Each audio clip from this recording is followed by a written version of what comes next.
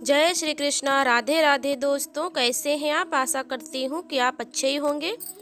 आज मैं फिर से आप लोगों को बिल्कुल सत्य लीला कथा सुनाने जा रही हूँ, जिसे सुनने के बाद अगर आप भी लड्डू गोपाल की सेवा करते हैं, अर्चना करते होंगे, तो आपका कलेजा कांप जाएगा और आप ये सोचने पर विवश हो जाएंगे कि कोई भी जो लड्डू गोपाल की पूजा सेवा करता है और वह प्रभु के साथ लड्डू गोपाल जी के साथ ऐसा दुर्व्यवहार कैसे कर सकता है। लड्डू गोपाल को इतना दर्द, इतना कष्ट कैसे दे सकता है। दोस्तों, वो लड्डू गोपाल जो अपने भक्तों को सिर्फ आनंद और सुख देते हैं, उनके साथ कोई भक्त इतनी पीड़ादायक व्यवहार कैसे कर सकता है। तो दोस्तों, ये सुनने के लिए इस कहानी को पूरा अवश्य सुनिएगा। ये कथा एक महिला की है जो अपने पति के साथ दिल्ली में रहती है। उसके विवाह को 9 वर्ष हो चुके थे, लेकिन उसकी गोद अभी तक सूनी थी। वो बहुत निराश रहती, बहुत रोती। बांझ कहकर लोग उसे बुलाने लग गए थे और इस शब्द को सुनते ही उसका कलेजा जैसे छलनी हो जाता था। हर जगह उसे ये ताने सुनने पड़ते थे। बांझ शब्द के ताने सुनते सुनते वो अंदर से टूट चुकी थी, बिखर चुकी थी। वो दिन रात रोती और भगवान से शिकायत करती कि हे भगवान, मैंने किस जन्म ऐसे कौन से कार्य किए हैं कि आज तक मेरी गोद सूनी है। आपने अभी तक मेरी गोद नहीं भरी। क्या मैं इतनी बुरी हूँ? सबके 1 संतान, 2 संतान, 3 संतान हैं, लेकिन मेरी गोद खाली क्यों है? भगवान, मुझे बताइए, मैंने ऐसे कौन से कर्म किए हैं, कौन से पाप किए हैं कि आप मुझसे इतना नाराज हो। प्रभु, मुझ पर भी कृपा करो और मुझे लाल दे दो, प्यारा सा। तुमसे मुझे और कुछ नहीं चाहिए, बस एक कृपा मुझ पर कर दो। वो महिला रोती और अपने भगवान से बस ही मांगती और मांगते मांगते रात में सो जाती। एक दिन उसके स्वप्न में श्री राधा रानी जी आई और उन्होंने कहा कि भक्त, तू मुझसे क्या चाहती है? जो भी चाहती है मुझसे मांग, मैं तुझे दूंगी। उस भक्त ने, उस महिला ने रोते रोते कहा, हे श्री राधे, मुझे और कुछ भी नहीं चाहिए। मुझे बस एक ही चीज़ चाहिए, मेरी गोद भर दें। मुझे एक प्यारा सा बेटा, एक लाल मुझे भी दे दें, जैसे तुमने सबको दिया है। तो राधा रानी ने बोला, हे भक्त, मैं तो चाहती हूँ कि तेरी गोद भरूं, लेकिन तूने पिछले जन्मों में इतने बुरे कर्म किए हैं कि आज इस जन्म में तुझे ये सब भुगतना पड़ रहा है। तो उस महिला ने कहा कि कर्म तो मुझसे हो गए हैं राधे, लेकिन अब मैं इन कर्मों को कैसे सुधारूं? अब आप हमें रास्ता दिखाओ। श्री राधा रानी ने उनसे बोला कि तू अपने घर पर श्री वृंदावन से एक नन्हे लड्डू गोपाल को लेकर के आओ और दिन रात उनकी सेवा करो। ऐसा करने से जरूर तुम्हें बाल गोपाल की प्राप्ति होगी। उस महिला ने जल्दी से उस सपने के बारे में अपने पति को बताया। उसने कहा कि रात में मेरे सपने में श्री राधा रानी आई थी और उन्होंने मुझसे कहा है कि तू एक बाल गोपाल अपने घर पर लेकर आओ और उनकी सेवा करो। ऐसा करने से तेरी गोद जल्दी भर जाएगी और तुझे पुत्र की प्राप्ति होगी। उसके पति ने उससे कहा, क्या सच में श्री राधा रानी तुम्हारे सपने में आई थी? उस महिला ने कहा, हाँ, अब मुझसे इंतजार नहीं होता। मुझे जल्दी से लड्डू गोपाल घर पर लाने हैं और उनकी सेवा करनी है। दोनों पति पत्नी तैयारी करके ट्रेन से वृंदावन की ओर निकल पड़े। वहां जाकर उन्होंने श्री बांके बिहारी लाल के दर्शन किए, वहां पर मन्नत मांगी और वहीं से एक छोटे से प्यारे से बाल गोपाल घर लेकर के आए। घर आने के बाद वो दिन रात लड्डू गोपाल की सेवा पूजा में लग गई। दिन बीतते गए, 2 महीने, 4 महीने, 8 महीने, 2 साल बीत गए, लेकिन अभी भी उसकी गोद सूनी ही थी। वो दिन रात रोती पुकारती गोपाल को कि हे बाल गोपाल, हे मेरे लड्डू गोपाल, हे मेरे श्याम सुंदर, मेरी पूजा में ऐसी कौन सी कमी है कि तूने अब तक मेरी नहीं सुनी। उसे गोपाल जी सांत्वना देते कि घबरा मत, जल्द ही तेरी गोद भरेगी।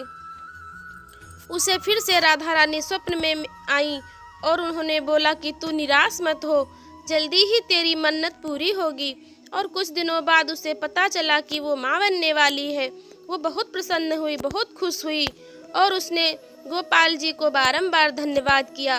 कुछ ही दिनों बाद उसे पुत्र की प्राप्ति हुई और उस पुत्र की छवि बिल्कुल उस नन्हे बाल गोपाल, लड्डू गोपाल की तरह अति सुंदर थी, जिसको देखते ही वो अपने सारे दुख भूल गई और पूरे तन मन के साथ उसकी सेवा में लग गई। बच्चा दिन ब दिन बड़ा होने लगा, उसकी बहुत ही मन से सेवा, लालन पालन सब करती, लेकिन इस दौरान वो अपने लड्डू गोपाल की सेवा करनी भूल गई। वो भूल गई कि आज मेरी गोद किसने भरी है और ये सुख, ये प्रसन्नता मुझे किसने दिया। पुत्र प्राप्ति की खुशी में, उल्लास में वो लड्डू गोपाल को ही भूल गई। एक दिन उसका बच्चा बहुत ज़्यादा रो रहा था, उसकी तबीयत भी खराब थी, बहुत तेज बुखार था उसे और साथ ही उसे खांसी भी बहुत ज़्यादा आ रही थी। बच्चा रात भर रोता रहा। सुबह उसे तेज बुखार था। पति पत्नी उसे लेकर डॉक्टर के पास गए। डॉक्टर ने कहा कि इसकी तबीयत ज़्यादा खराब है, इसे जल्द से जल्द एडमिट करना होगा। बच्चे को एडमिट कर वो घर पर आई तो लड्डू गोपाल की सेवा से बचने के लिए क्रोधित होकर लड्डू गोपाल को उठाकर जमीन में गड्ढा खोदकर गाड़ दिया, ताकि उसे लड्डू गोपाल की सेवा ना करनी पड़े और वो सारा दिन अपने पुत्र की सेवा आराम से कर सके। ऐसा करने के बाद वो अपने बच्चे के पास वापस अस्पताल चली गई। वहाँ उसे 1 हफ्ते लग गए ठीक होने में। 1 हफ्ते के बाद उसका पुत्र पूरी तरह से स्वस्थ हो गया और घर आ गया। दोनों पति पत्नी पूरे तन मन के साथ उसकी सेवा में लग गए। बच्चा दिन ब दिन बड़ा होने लगा और ये पति पत्नी वृद्ध हो गए। बच्चा पढ़ाई के लिए बाहर चला गया, पढ़ लिख कर नौकरी करने लगा। उसका विवाह हो गया और वो शहर से बाहर ही बस गया। वो महिला वापस अपने घर आकर रहने लगी। कुछ वर्षों बाद बीमारी से उन दोनों पति पत्नी का निधन हो गया। उसका बेटा जो नौकरी करता था और अपनी पत्नी के साथ दिल्ली में रहने लगा, वो खुशी खुशी अपना जीवन यापन कर रहा था। लेकिन उसे रोज रात में एक स्वप्न आने लगा और स्वप्न में वो देखता था एक छोटे से बच्चे को, और वो बच्चा एक अंधेरे कमरे में बंद था, फटे वस्त्र पहना था और उसके पूरे शरीर पर खरोंच पड़ी थी।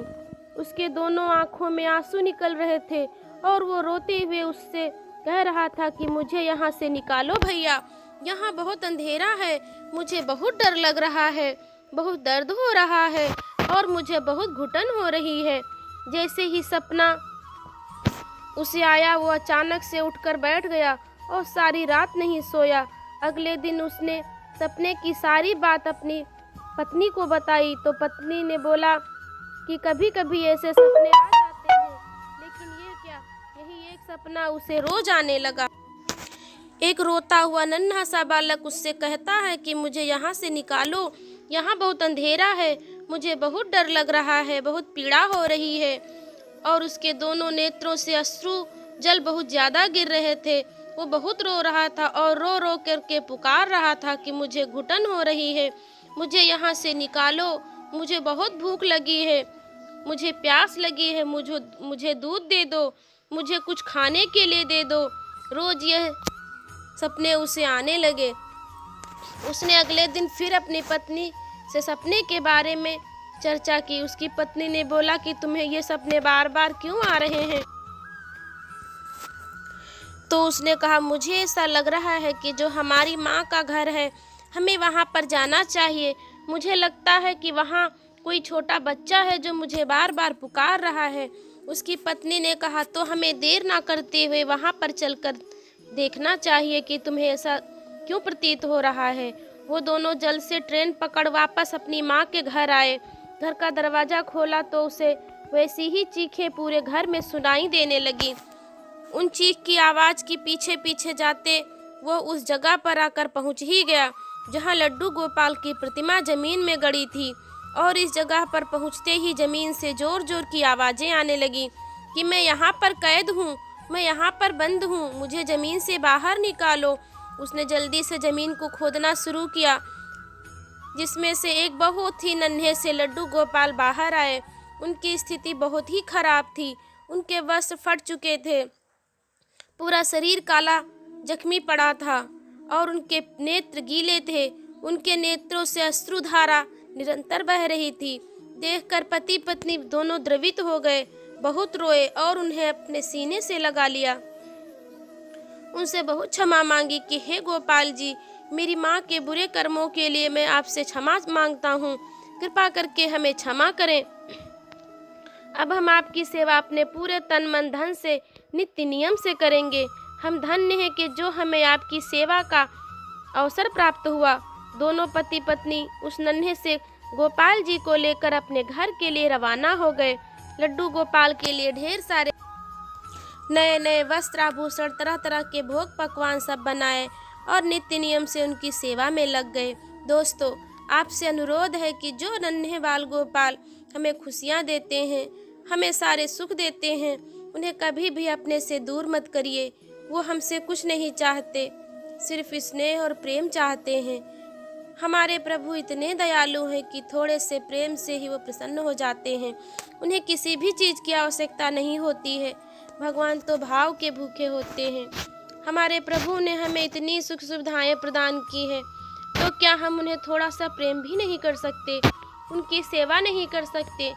तो दोस्तों, अगर ये लीला कथा आपको पसंद आई है, आपके हृदय को स्पर्श की है और आपके हृदय में प्रभु के प्रति प्रेम उत्पन्न हुआ है, तो प्लीज़ वीडियो को लाइक करें और वीडियो को शेयर अवश्य करें और हमारे चैनल को सब्सक्राइब करें और कमेंट में राधे राधे लिखना बिल्कुल ना भूलें।